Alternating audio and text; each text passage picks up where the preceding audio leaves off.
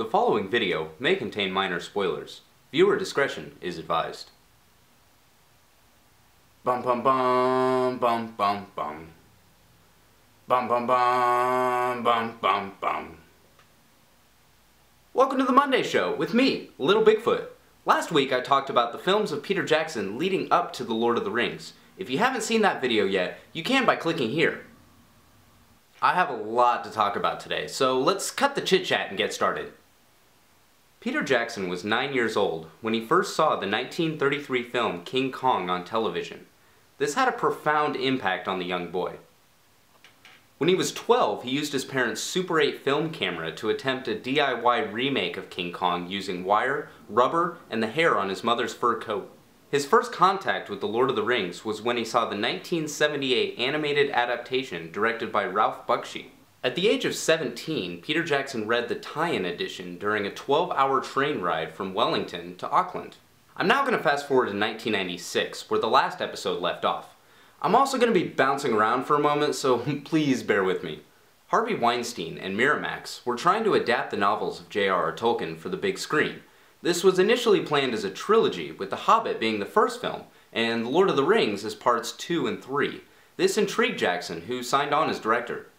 Unfortunately, Miramax was having a difficult time securing distribution rights to The Hobbit, which was still owned by MGM, and amidst delays, Universal swooped in with an offer Peter couldn't refuse: the opportunity to direct the remake of Jackson's favorite film, King Kong.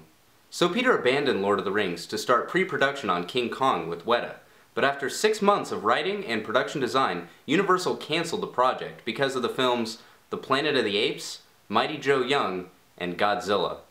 So then Peter went back to Miramax, who had moved forward with making the 2 Lord of the Rings films, and the adventure began. And then it stopped. You see, Miramax started doing the math, and they realized they couldn't afford Peter's vision, so they decided to combine the 2 films into one.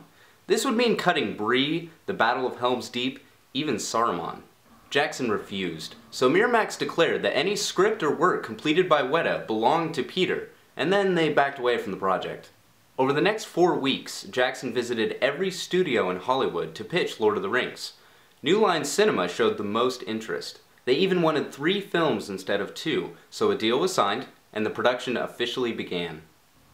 Released from 2001 to 2003, the Lord of the Rings trilogy is an adaptation of the series of books by J.R.R. Tolkien, an epic fantasy adventure about an interracial fellowship formed to destroy a magical ring. The extended editions of the trilogy have a combined total of 3,420 special effects shots, and I wish I had enough time to talk about all of them, but I don't, so I'm going to cover off on some of my favorites.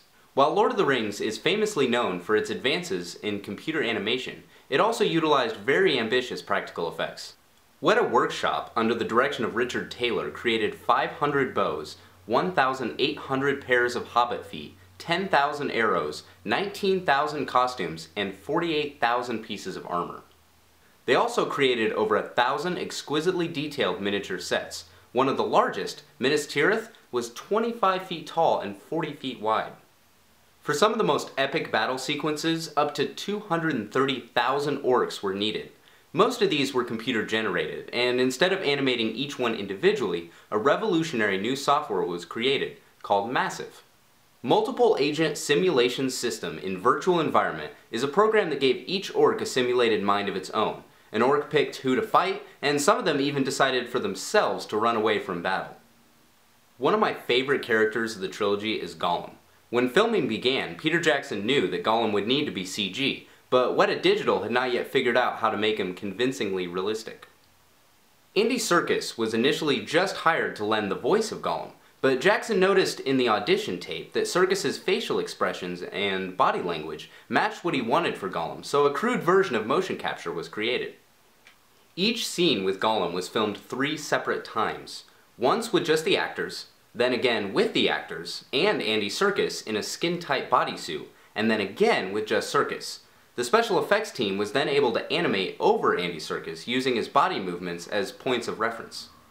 Another advancement with Gollum was realistic skin. You see, skin holds a lot of water, so when light enters the skin, it doesn't just bounce off, but instead absorbs, bounces all over the place, then refracts at a completely different angle. This is called subsurface scattering. New computer algorithms were created to simulate subsurface scattering, a huge breakthrough in realistic computer animation. Fun fact, it was when James Cameron first saw Gollum that he knew effects had progressed enough for him to make Avatar. Another really interesting optical effect in The Lord of the Rings is forced perspective, which made the hobbits and dwarves look to scale with the humans, elves, and wizards they were around. Unfortunately, I don't have enough time to explain forced perspective, but below I'm going to put some links to videos that go into greater detail. Lord of the Rings employed almost all of New Zealand, and raked in a combined total of $2,917,507,956 worldwide. The series also won 17 of its 30 Oscar nominations, a record for any movie trilogy. Released in 2005, King Kong is a remake of the 1933 film, an epic adventure about a group of filmmakers that travel to Skull Island in hopes of making a blockbuster, but instead are met by dangerous creatures, including the eponymous giant gorilla. After the huge financial success of Lord of the Rings, Universal Pictures really wanted Peter Jackson back, so they resurrected King Kong and offered Jackson $20 million, the most that any director had ever been paid up front for a project. However, there was a catch. The budget was calculated at $207 million, at the time the largest budget ever for a motion picture. So if the film went over budget, Jackson would have to pay the difference out of pocket. And it did, by $32 million, which Jackson personally paid for. If you do the math, Peter Jackson actually lost money making this film. But I don't think he cared. It was the chance to direct his dream project as well as continue to advance motion capture. Andy Serkis was once again cast, this time as the Big Ape himself. This was achieved with hundreds of tiny motion capture dots on Serkis that digitally captured his facial expressions and movements.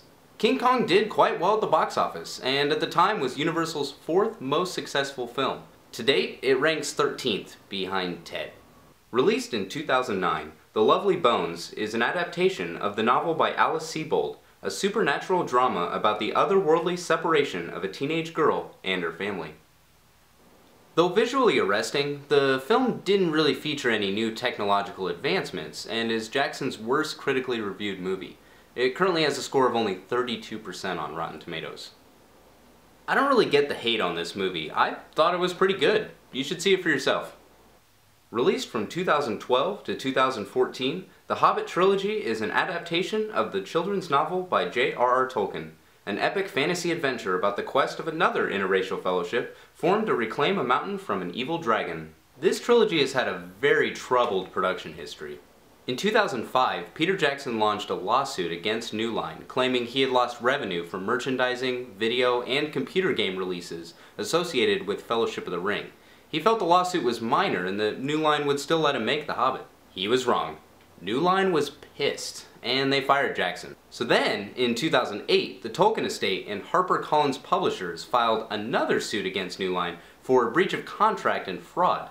They demanded $220 million in compensation for Lord of the Rings. Despite the legal headaches, New Line moved forward with The Hobbit, and they hired Guillermo del Toro to direct it as 2 films. But then, in 2010, MGM, who owned distribution rights to The Hobbit, filed bankruptcy, and they were forced to put all projects on hold. During this delay, Del Toro then left the project to make the super awesome movie Pacific Rim. By the time MGM bounced back, they had a new CEO who immediately hired Jackson to direct The Hobbit. Initially shot as 2 movies, Peter Jackson had enough footage for a third, and The Hobbit officially became a prequel trilogy to The Lord of the Rings. The Hobbit's major technological advancement was its frame rate. This would be the first wide-release movie shot and distributed in 48 frames per second. You see, most movies are filmed in 24 frames per second, which has been the norm for almost all of cinema history. This means that a camera shoots 24 pictures every second, and when played back on a projector, it gives the illusion of motion. Doubling the frame rate allows for a more photorealistic movie with more fluid motion. Upon The Hobbit's release, this process was panned by audience and critics, but nonetheless, James Cameron will be shooting Avatar 2 and 3 in 60 frames per second. Someday, higher frame rates may become the norm for big-budget filmmaking, once the process is mastered. The Hobbit trilogy is also the first of Jackson's movies to be shot in 3D. Congrats to Tim Hayes, who left the best, and only, comment on last week's video. you win 2 free movie tickets to the theater of your choice. What movie would you like me to talk about in a future episode? Let me know in the comments. Whoever gives the best answer will win this Blu-ray copy of T2 Judgment Day. Next week, I'll be talking about Star Wars: The Force Awakens. For weekly videos on movies, science, history, and more, please subscribe. Potatoes.